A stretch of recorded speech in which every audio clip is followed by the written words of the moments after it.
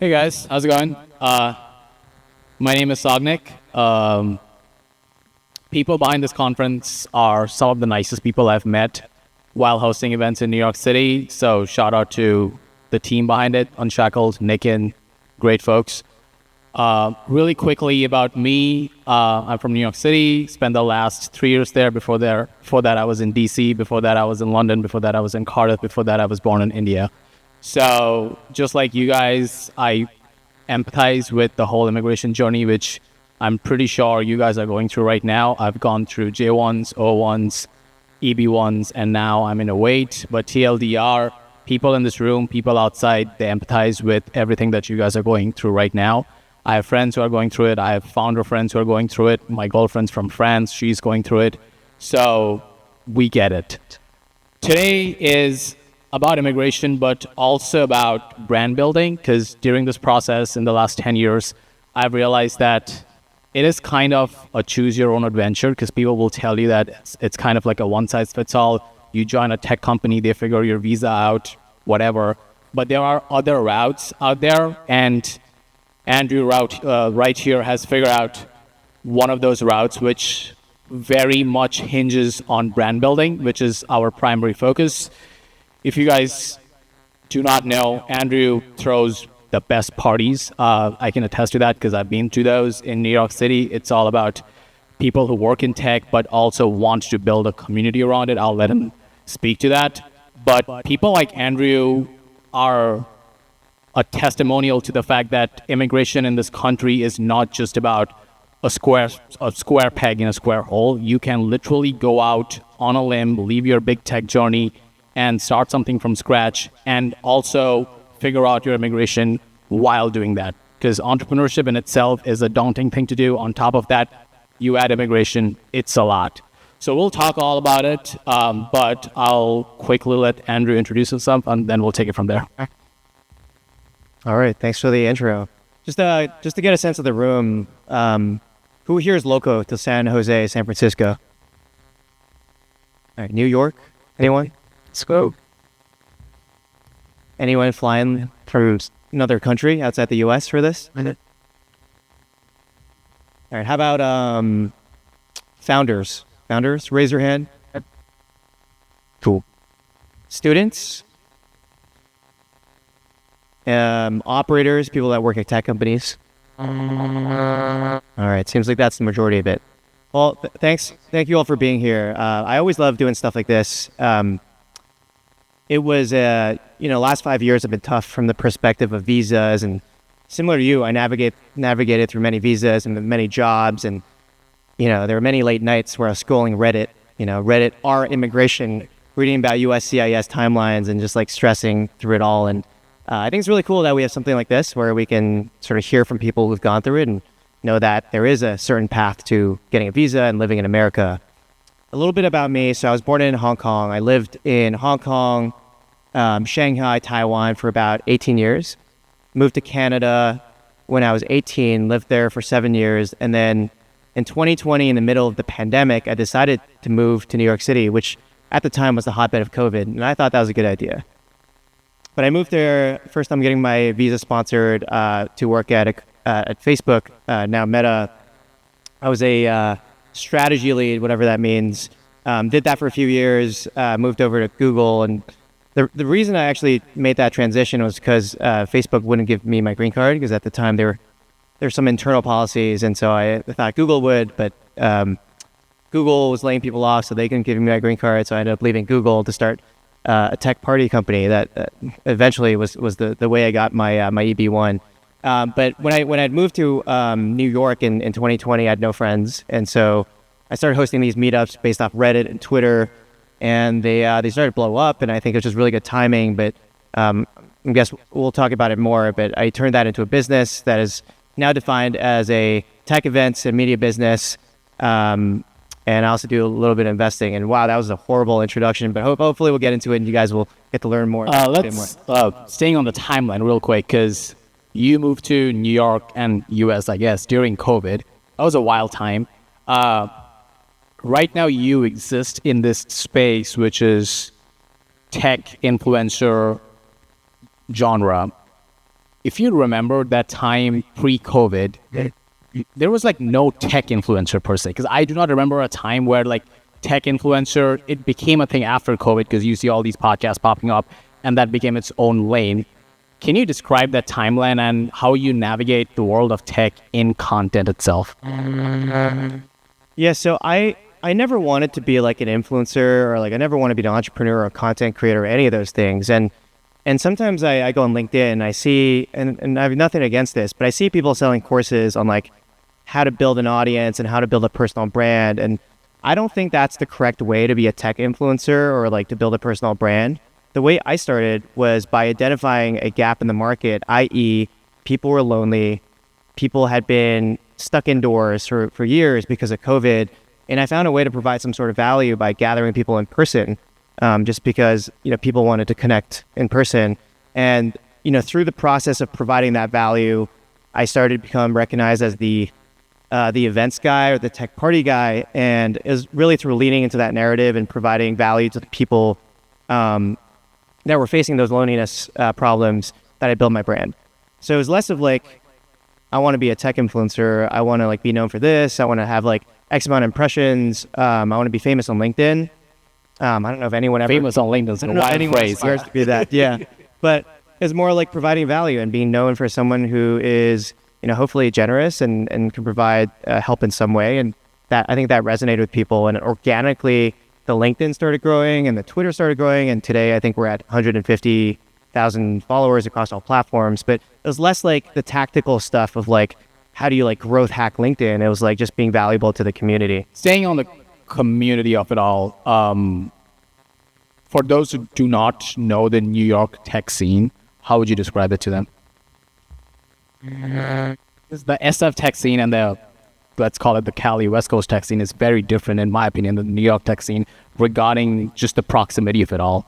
And would you say that it is different and it's easier to throw parties there versus here? Yeah, I mean, I threw a party in San Francisco a few years ago, and we rented out this club in the basement of this bar, and people bought their laptops. Yeah. And not only did they bring their laptops, but they were trying to onboard people during the event. And so maybe that's the best anecdote of what a San Francisco tech party is versus a New York tech party. I want to ask like a very specific question because a lot of people here are possibly in the journey of you work at a corporation and their visa is tied to their job and they have visions, aspirations beyond that, be that starting their own company, be that monetizing their content. First of all, how did you navigate that transition and how would you recommend people going through that process? So when I was at Facebook and Google, I was first on a TN visa and then I was on H-1B. And the rule of these visas is that you can only get income from the employer that assigned you the visa. And so I was throwing all these parties on the side, but actually for the better half of 4 years, I didn't make any money from these events. And I had companies like JP Morgan and Fidelity that offered me, they were like, well, we want to sponsor this party. We want to give you like 20 grand to throw this party. And I was like, I can't take this money or I'll be deported. And so it was, and I think people, they were so confused. They were like, what? Like, why? You don't want this money? And so I threw like hundreds of parties for 4 years without taking a single dime, without charging any of the attendees. And I think that just built up a ton of goodwill. And maybe not everyone here wants to throw 100 events a year. It's it's very hard and to some people, boring business. But what you can do is you can spend the next 4 years building a ton of goodwill and building communities and posting online and providing a lot of value through content, but also through community and not asking for anything in return. And when the time comes where you're like, oh, maybe I want to monetize this. Maybe I want to make this a big part of my life or a big part of the income streams I have coming in. People will turn up and people will remember the goodwill you built with them and then maybe become a customer. And so that was always my path. It wasn't intentional from the start, but it was always like, my best networking advice is build the goodwill first and then ask for something after you've sort of built that reputation. I think staying on the goodwill, I think that's basically a proxy for providing value. And you not only provided value IRL, but you provided value on social. Staying in that per se, what was your approach during that time towards storytelling? Because there was no specific A to B, right? You did not know that you could monetize this at some point, and there was this whole nebulous area of visas. How did you package that time in your life towards a story that you can tell people? You put it much more elegantly than I ever have. I've never sort of connected the dots, but Because if you think about like that time, you just left a tech company, right? And everything which is in front of you is super murky. You're trying to stay in New York City, which has just gone through this pandemic, and the city is evolving. You are evolving. You do not know what comes next. What was going through your own life during that time, and how did you navigate that? And second question, what was the storytelling around it? my mission has always been, and this shows up in everything I do, my content, my events, my conferences. My mission has always been to help people solve the problems that I once had. And so, the first big problem, first inflection point in my life was I was living at Canada at the time, and I didn't really like Canada much. I felt like I was surrounded by people who were not as ambitious as I was. And so I wanted to move to New York City, which I was like, people there are going to be awesome and ambitious and have big dreams, that sort of thing. And then I did. And so for a few months, all I was posting on LinkedIn was, here's how you can get a job in tech. And I never wanted to build a business around it. I just wanted to help people sort of democratize access to the knowledge that I had to get into these big tech companies. And then when I left tech, it was like how to get an O1 visa, and it was how to build a company and scale it to like 7 figures and all these other things, build a personal brand.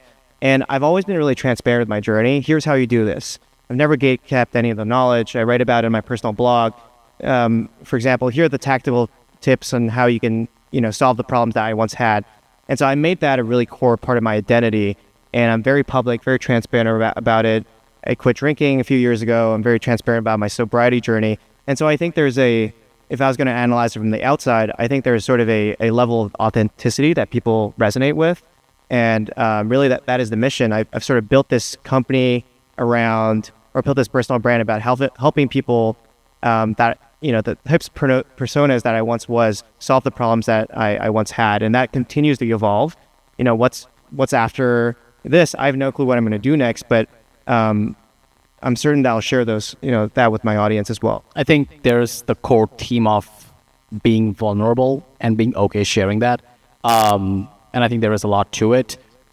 A lot of people who work in tech, they're really good at what they do, but they also want to play it safe, especially immigrants, because they have a lot to lose. Back at home, there was not all of this, and now you come here, you have this awesome job, you're living in America, so they want to play it safe to make sure that they can keep that job, climb whatever ladder is in front of them.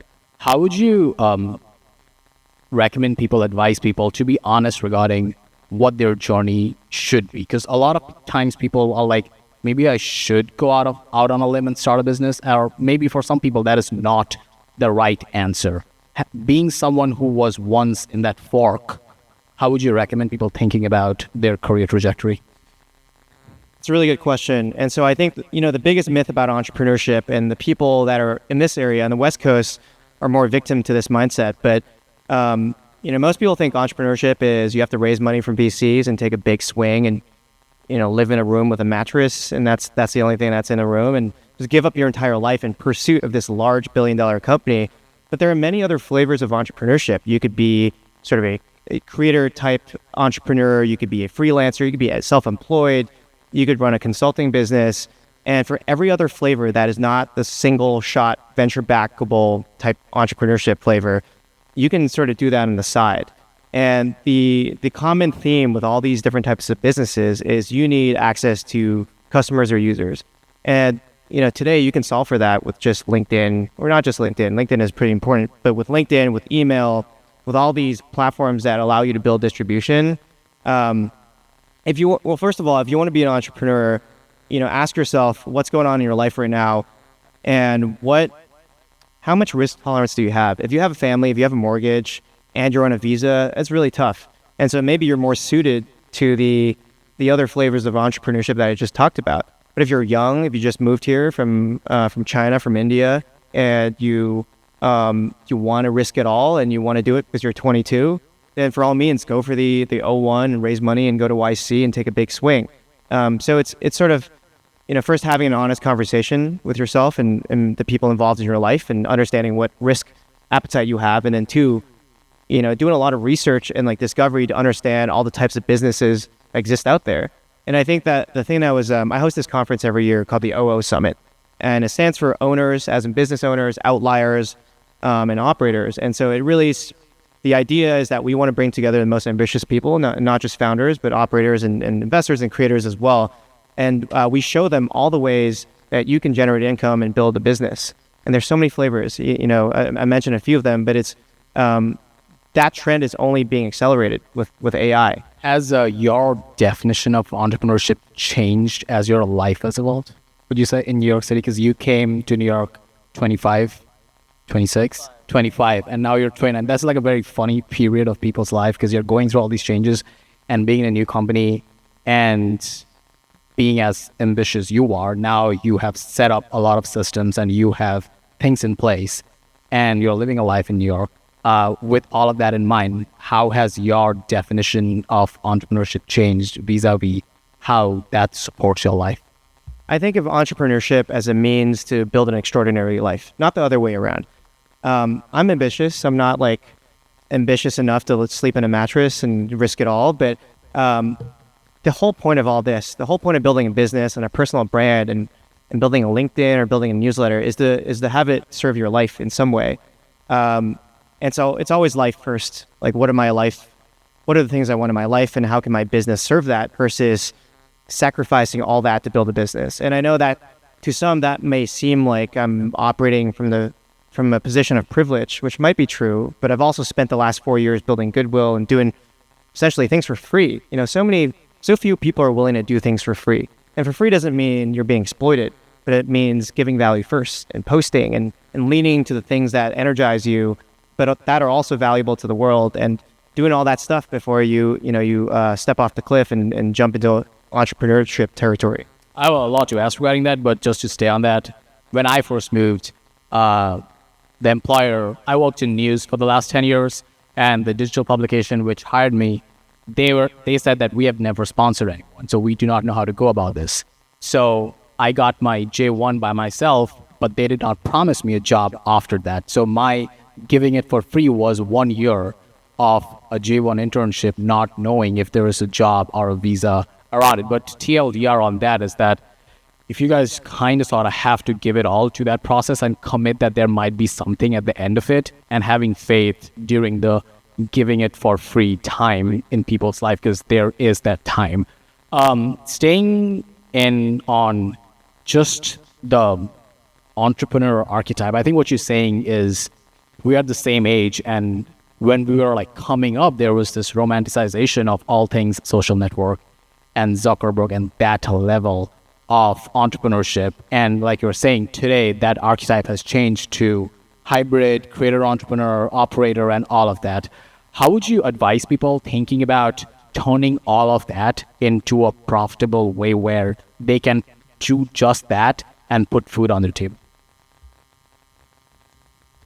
There's a few things I'd advise you to do. So number one is reframe your idea of entrepreneurship. And so while most people think about home runs, and maybe the home run is like, how do I sell my company for $1 billion? That's pretty unattainable for 99.9% of people, myself included. That's a really hard feat. And so maybe I have a friend who talks about the idea of donkey corns, which is not the $1 billion company, but the $1 million company. And if you take that framework a little further, it's instead of going for a home run, aim for a base hit. So for those of you who know baseball, there's first, second, third base. What does that look like for you? Maybe it's building a project that generates $10,000, a project that generates $100,000. Learn the skill of making money and generating income that is not tied to a W-2 job. First of all, I would think about it that way. Number two is that I've said this earlier, but the common thread along most of these businesses is the ability to attract customers and users. And so I would find a way to build distribution in some form. And you probably hear this over and over again. What that looks like is building a newsletter, a LinkedIn, a TikTok, some sort of platform that can reach people at scale. Because once you've built that audience, you can then monetize it in so many different ways. And it just it gives you the optionality to then quit your job and go into full time or turn that into a side business. And then if I was going to give you a third piece of advice, again, this almost feels like a cliche because it's said over and over again, but the reason it's said over and over again is because it works and it's proven. And so I would think through the framework of a zone of genius. So the zone of genius is the intersection of your strengths, of the things you love, and of the things that the world values, i.e. things you get paid for. And once you can operate at the intersection of those three things, work stops feeling like work and it starts to feel like play. And then you realize you can start working these evenings and weekends and it doesn't feel like work and it feels fun. And then it's sort of a natural extension of who you are. It's not even your career, it's not work, it's just who you are. You just do these things on the side. And if you can do those three things, I think you can make some pretty big strides toward entrepreneurship. Staying on the audience building aspect, I worked in media for the last decade, and the common thread I've noticed in a lot of young entrepreneurs who are stepping into this content world, there's this denominator of them actively switching the mindset that I have to produce more than I consume. That doesn't mean that you do not consume content, but you are also a producer. You're learning the game, but you're also playing it. How would you recommend people taking their first, second, third step regarding putting themselves out?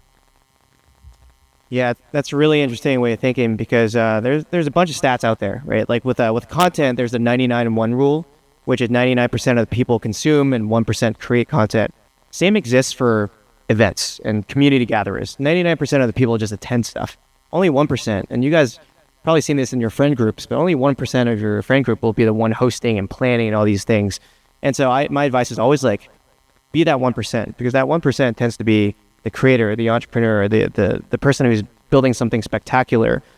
In terms of how you can get started, it can be really intimidating to like post something on LinkedIn, post an entire essay on LinkedIn or write a newsletter blog and ship it out. And there's always this fear of shipping, but start small. Start with a thought, start with a short video.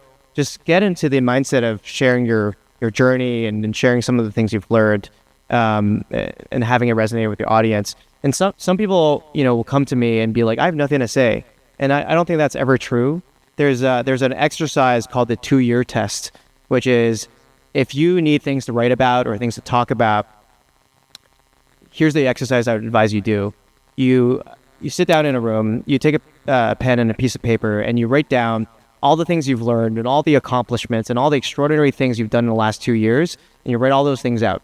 And this is your starting point for creating content, because everyone here has unique life experiences and unique life circumstances, and everyone here has some sort of value that they can provide to the person next to them. And so part of the exercise is understanding what those things are and then putting it into a format that reads well on LinkedIn and all these different platforms, and then just clicking the ship button and putting it out there.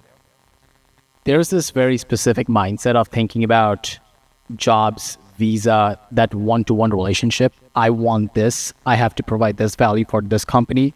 Ergo, that's how I'm gonna stay in the US. Then the theme of the panel today is brand building as moat. How would you, do you even think about the fact that you used to be a W-2 employee and then you decided to go on this direction, and that kind of became your top of the funnel, not only towards getting an audience, getting distribution, making money, but also that became the vehicle through which you will probably end up staying in the US forever? Yeah, I mean, it's my dream for the longest time, honestly, was just to live in New York. And so that was when I had done that, I was like, everything else is bonus. And I think that's a great way to think about life. There's so many people and especially in like this part of the world where they've done so well and they're looking for more and more.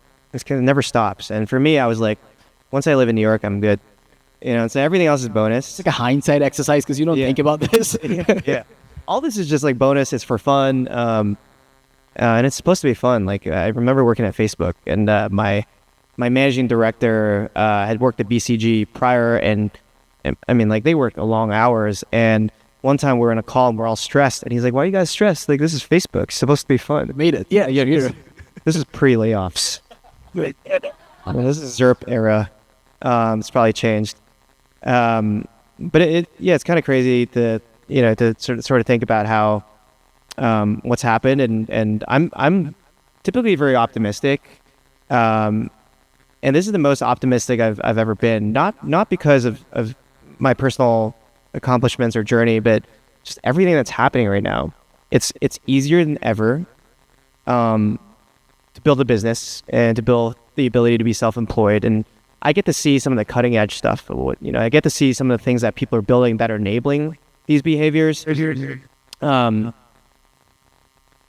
becoming easier to people are becoming more productive because of the tools that exist. You guys heard Tanae earlier, Whisper Flow. It's such an awesome company, but reduces your time, working but 2-3 hours every day. And there's so many tools like that, just make it easier and help you do things faster. So I'm generally very optimistic. And I mean, you never, there are these ripple effects and you never know what's going to happen once you just make the first move. I actually ask this to every panelist because this is an immigration team event. What visa did, I think O1 visa was the one which unlocked everything for you. How would you recommend people thinking about O1 and everything that it unlocks? Because O1 is such a choose your own adventure. It's not a one-to-one thing. It can become anything that you want it to be. So what was your O1 journey? I think there's so my O1 is like O1A. Started a LLC partnership. As part of the O1, you need someone at the company who can fire you. So two of my boys on the board. There's a clause in the contract. It's a horrible conversation, right? I've had the conversations. Oh, well, it's like, do you guys want 1% of my company? And they're like, yeah. And you can also fire me, by the way. So, I mean, technically that's how it works. In terms of the flavors I've seen for O1, it's typically like venture-backed founder O1, and then there's sort of like the service business, self-employed O1. I'm like the self-employed O1. I don't know if this is helpful. I pay myself once a year through a distribution, and so I've set it up like in a weird way. But what I will say is that through the process of being in rooms like this and having conversations like this, I've met so many people who've done the different flavors of O1, or even in some cases, and this is not legal advice, but I've met people I met this kid the other day who started, he's a Chinese immigrant. He started his company from his dorm room when he was 19. He served as the chairman for his own company, didn't need a visa. He had someone running the company. And then 3 years later, he sold it for $36 million. He's a chairman. And then I've met another guy who started a company in school, very young, volunteered for his own company. And then now doing $8 million a year. So there's all these random examples where you don't talk. I mean, I probably shouldn't say this, but you don't necessarily need to know one. There's just so many different flavors, and I think if you start having more conversations like this, you'll find other opportunities. Again, not legal advice. I did the O1. I was very risk averse, and honestly, the O1, everyone I know who's applied for the O1 has gotten it. So it seems pretty accessible, and if not, there are other paths as well. Yeah, once again, not legal advice. I did not know about O1, and I did not get the lottery for my H1B almost a decade ago. And my lawyers were like, you work in media, we can build a solid story around your O1 and the media appearances. And my job, by virtue of it, exposes me to media and production and everything that is kind of audience forward. So that ended up becoming my O1 journey. And once again, I like to recommend people O1 because I did not think that in a world that I had a shot, because I'm not smart like y'all. I'm not in tech. I thought that I was in media. How can anyone in media get it? But as it turns out, you just need a story around it. Once again, not legal advice. Moving on to and it sounds so cliched and corny, but that optimism around it, because I remember what media and tech looked like pre-COVID and during COVID, and it felt like there was a barrage of content in a positive way after it. If you had to put a pin on that time and how, we're talking about podcasts and entrepreneurship and creators and all of this, and we saw All In, My First Million, and all of these people come out of nowhere. How would you, I'm just genuinely curious, when and how do you think conversations around tech and finance became cool and mainstream per se? It's definitely still not cool. It's not cool yet. It's mainstream though, it kind of sounded like part of the zeitgeist now, like it wasn't before. It's interesting because if you you go to New York and you talk to someone who does not work in tech, for most part, they haven't heard of JCal or All In or My First Million. I love My First Million, but you tell someone that is not in tech that you listen to My First Million, they're gonna think you're a douchebag. Yeah. So it's for a large part, I think it's still a fairly niche thing. There are a few inflection points for, in the spirit of talking about like media companies and optimism. And the first is the first one was during COVID, when everything went remote and digital, and so everybody started building media companies. Everyone started tweeting. Everyone started creating podcasts. Everyone started writing newsletters. It's kind of cool because now I've seen some of these businesses turn into really legit, scalable 7-8 figure businesses that once started as a blog. But the defining moment was 2020, 2021 when the world went virtual, and then I think the second moment was maybe 6 months after ChatGPT came out, and that was when you were like, oh, like I didn't know this tech existed, and it's new wave of consumer, because prior to that there was no new consumer stuff. All the iPhones, it looked the same. All the apps, there's like TikTok, and all the formats looked the same. And then the ChatGPT came out, and people were like, "What can we do with this?" And then they opened their API, and everyone started building on top of it. So, I think those were two key moments, and I think we'll see a few more soon when we're not here to talk about tech, but when OpenAI releases their hardware, I think that'll be really exciting as well. One of my favorite sayings in media grad school theme is the saying called "medium is the message." It was by this Canadian philosopher called Marshall McLuhan. It basically means that whatever medium you're consuming your content, it defines the content more than the piece of medium itself. How do you think differently about each platform? Because there are different schools of thought regarding it. It's just, one is just copy paste. It doesn't really matter. Put everything everywhere. But what is the difference? And there's the other one, which is customize your messaging and your voice, be that as an individual or as a brand, and cater it towards the platform and the audience in it. How do you think about your own content across different platforms? So every big platform right now rewards a different type of emotion. So Twitter is about wit. So the funny stuff, the anon accounts, the really brutal, toxic stuff does really well, and it tends to go viral. And that's why the biggest accounts there tend to be some of the non-accounts on average. LinkedIn will reward praise. And so the stuff that does really well is people being like, oh, I'm proud to announce that I joined Sequoia as a scout or whatever. And then Instagram rewards just aesthetics. YouTube and TikTok rewards things that hook you in the first few seconds. So things that move very, very quickly. And so across all these platforms, I use LinkedIn, I use Twitter for most part, and then some Instagram. It's the same type of content, just reformatted in a way that touches that emotion. And so let's say I have one idea. Let's say I want to talk about my journey to moving to New York. If I was going to post on Twitter and I wanted to go viral, I would try to make it funny and witty, because I know that's what's going to do well. On LinkedIn, it's more corny and cheesy, and it's more about, something that tugs on the heartstrings. And then on YouTube, it's you want to do something that is quick in the first few seconds. That's really tactical, but if you're posting on all these platforms, just understand the algorithms and sort of the emotions it rewards. And this tends to change over time before you post on it. Zooming out, even as you talk about emotion and people and trends and all of that, the broader takeaway is that you moved here from Canada and then before Hong Kong. Even understanding what people want, what people are like, what communities are like, what user behaviors are like, what does a content consumer in America or New York want? How did you think about all of that, given the fact that you had to learn the language of American culture and all thing that is represented by entrepreneurship here? I'm going to ask a really stupid question, but who here is an immigrant? All right, so most everyone. The superpower we have as immigrants, especially if you've lived in multiple places, is that you become really good at listening. Observers. You become really great observers. In a sense, you become a chameleon because you've learned to sort of assimilate to new cultures.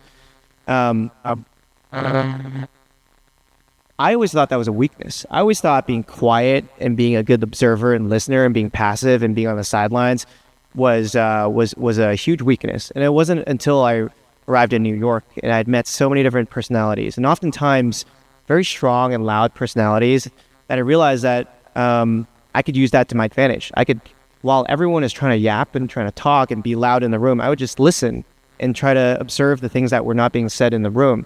And then I would take that back and come up with not so much a strategy, but come up with a narrative that I then could present back to the person. And they would be like, oh, I feel heard, and I feel like you understand me. And to date, that's been our superpower for the business, especially from a sales perspective. We sell a lot of sponsorships for our events, and our conversion rate is really high. And I think one of the reasons we're able to do that is because we listen. I call it getting answers to the test. So even in interviews, I'll start with a question. If they're interviewing me, I'll try to understand what their goals are and what their challenges are. And I'll take that back, I'll think through it, and I'll come back with a solution that is well thought out, that it's exactly touches on all the things they're looking for.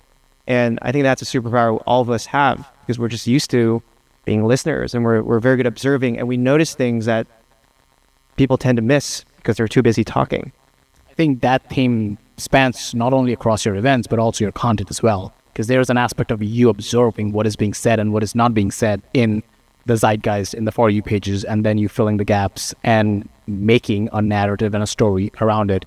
Staying on the immigrant of it all, the irony of immigrants and this journey is that people start as huge risk takers, right? Because you move to a new country with a job, with a mission, and you want to build something. So that's a huge risk, you leaving behind everything that is familiar to you. But the irony is that some years into that journey, you gain traction and you become risk averse because you don't want to lose what you built because you have too much to lose. Most people in America, when they lose a job, get fired. They just get fired. If you lose a job, you go back home, which is a very different relationship with what you're building. How would you recommend people thinking about risk and the mindset that curtails, especially immigrants? Yeah, it's a tough question. I mean, there's the easy way to think about risk is to group all of risk into under one umbrella and be like, this is risk. But I think the more nuanced way of thinking about risk is you have career risk, you have personal, you have financial risk, you have health risk, you have all these other areas of risk that maybe if you don't do the work, you just sort of group under one umbrella. I would balance that out. I would diversify your risk a little bit. So if you're taking a bit of career risk, you make sure you have money in the bank for a rainy day. So your personal, your finance risk is sort of offset. If you're young, you really don't have that. Maybe it's just like time risk. It depends what you spend your time on. And so I would do the exercise of thinking through all the different types of risk and finding areas that you can hedge and you can balance it out. So you're not risking everything all at once. Because I think it's a lot of pressure if you are just jumping right in and you're risking every part of your life. When I left Google, I was lucky to be in a position where financially I was okay, and like for me that was enough, and I could, I'd be open to sort of taking a risk on like the personal brand and the career and everything else, but as long as the financial stuff was there, I was okay. I think that nuance is important because once again, I very vividly remember, and I'm curious of your experience. There was this time post-college where people romanticize entrepreneurship too much, and there was this conversation around leave your job and start something from scratch tomorrow. And I was like, I can't do that. So to that, how would you, once again, I'm asking for a very like vanilla tempered and not necessarily like lambastic advice. How would you advise people thinking about where you are on your immigration journey? What is your pathway towards a green card or citizenship? And then also balancing out entrepreneurship. And also, are you happy in that process? I'm very happy. I was happy ever since I moved to New York. So everything is a bonus. Sorry, as two New Yorkers, one big advice: New York is so much better. Sorry.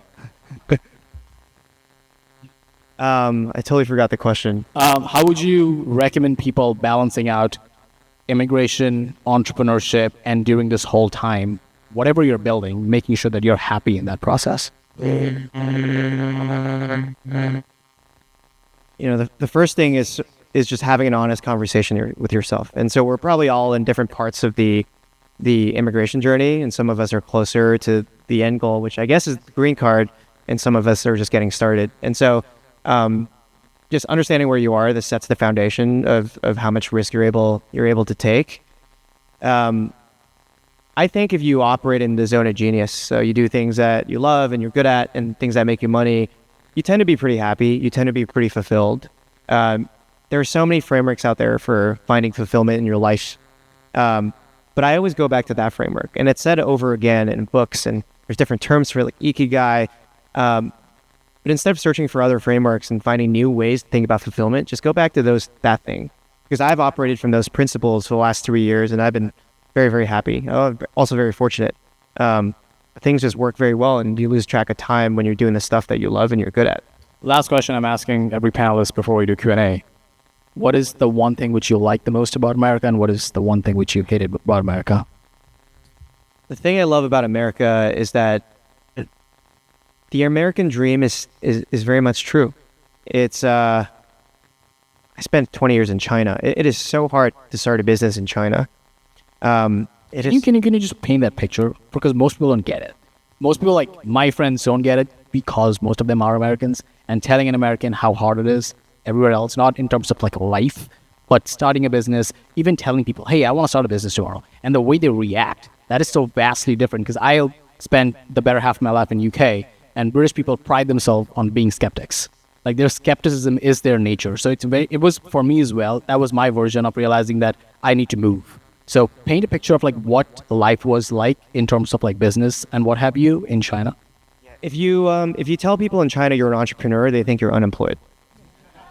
In America, they think you're thriving, and so there's a big cultural thing. I think maybe it's easier to explain some of the tactical stuff. If you look at the tax code, well, first of all, if you wanted to start a business right now, you could. You just sign up for an LLC online in 5 minutes, and you have a business.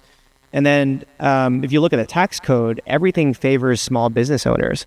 You write off your apartment, solo 401ks, and all these other mechanisms that are very obviously designed to incentivize small business. Very little of that exists in China. In fact, there's so many like legal regulations and like red tape you have to go through this to even start as a really small company. I started a tutoring company when I was in Shanghai, and I learned that a few years ago it was completely illegal. And so that would never happen in America. Culturally, it's I'd say the cultural thing is the biggest part of it. Many places around the world, if you say you want to start something, they just think you have nothing better to do. So America is really the only place that rewards it. That's what I love about America. You also asked what I hate about America. You can give a cop-out answer as well. Yeah. No, I realized that recently, Americans tend to think they're the most innovative nation in the world. It's totally not true. There's this sense of reverse propaganda. If you go to Shenzhen, I mean, it's like 2050 there. You know what I mean? Like, everything's digital payments. You have, unfortunately, obviously you have homeless people in the street, but they take like the equivalent of Venmo. They don't take cash. They take digital payments. They take Bitcoin. And so we're not, this is not the most advanced nation in the world. There are pockets of the world that are doing it much better. And so there's almost a sense of, call it American ignorance, that I think we should acknowledge, that when you travel the world and you go to the places that we're from, there are examples that we should be proud of and we should bring back here, and we should teach the Americans and how we do it. I think that's a great place to break and go into Q&As, guys. Questions? I do this with coming back. Yes, sir. How do you ideate something from paper to implementation? Like, where do you start? Things happen. In terms of starting a business, Is it? starting a business is all about solving problems. And so if you were going to start a business, I would identify the people around you. What sort of problems are they having today, and how lucrative would it be to solve those problems? The wrong way to do it is to come up with an idea, like a cool app that you think should be read and have this type of button, spend money building it, and then ship it out into the world. There's no user feedback. There's no customer feedback as part of that journey. it always starts with the customer. Starting a business means someone is paying you to solve their problems. And so I would start there. How did you realize that companies would be willing to sponsor your events? Staying on that. So I started throwing these parties. And then one day, the founder of Duolingo came just by chance. And then more founders like that started coming. And these banks would come to me and be like, hey, can we come? And I was like, no, it's founders only. It's only founders. And they'd be like, can we pay you $5,000 to come? And then I was like, oh shit, I think there's a business here. Because that's They want to come. They want to sell to the founder. They want the founders to bank with them. And then I started realizing, like, what are CEOs and founders spending money on? And I came to the conclusion that they were banking, law firms, recruiting, development shops, marketing agencies, and all of them wanted to be in the room with these founders so they could sell to them and build relationships with them. And so I started charging them to come one at a time, and I would raise the prices and see where they would start flinching. And so that became my very clever pricing model strategy. What do you think? Because did something like this not exist in the founder space before? I'm sure it did. I'm sure it did. I mean, the All-In Summit is like a larger version of what we do, where all the sponsors, JP Morgan, and all these other banks and companies are paying for access and visibility to ultimately the decision makers, which tend to be the CEOs and the founders. More questions, guys? Yes, ma'am. Hi, to start great session. I just want to ask you, when you started like your company, how did you advertise it? Was it word of mouth, or was it like just you putting up posts on LinkedIn? You talk about it. Yeah. So I had, before I started my business, I had spent the last 4 years posting on LinkedIn and building an audience and building a newsletter. And so it was really just, at that time, right before it became a business, a transition point from a hobby to a business. I already had tens of thousands of people coming to the events and following my content on LinkedIn. So it was just really doing that over again, posting on LinkedIn. And we've never done any paid advertising or paid promotion. We don't even do outbound sales. It's all been inbound. And that's the product of just building an audience on LinkedIn. I think there's this age-old question of product or distribution. Could you speak to how you prioritizing distribution before you even had a product helped your journey? Yeah, there's this common saying of first-time founders focus on product and second-time founders focus on distribution. And my learning from that is that if you build the distribution first, so you figure out everything else after. There are even models out there where there's this entrepreneur, Greg Eisenberg, and he talks about the model of ACP, audience, community, product. And how that works is you build an audience first, you figure out what the audience is looking for, you turn that into a community and you try to figure out what kind of stuff they're looking for, and then you build a product for them. And so oftentimes product comes last.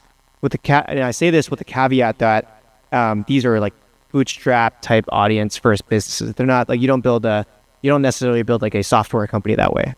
I miss Greg and Sahil together on a pod when they used to be before they went solo. Anywho, ma'am, I cut you off. You had a follow-up. Yeah, I just want to know how do you attract to these big founders? I know you put up posts on LinkedIn, but just the channel next to all of these founders again, or were you personally inviting that kind of certain idea event about them? I never reached out to any of them to invited them. They would have never responded. But it was more so doing something at an interesting time. Nobody was doing events at that point because everyone had been stuck indoors for many years. And I was making a lot of noise with my events, and I was like, I'm hosting this, and nobody else was. And so it's a product of timing, and this is cliche, but the product of doing unconventional, interesting things that spark people's attentions. Last question. We got to keep it really quick. Yes, sir.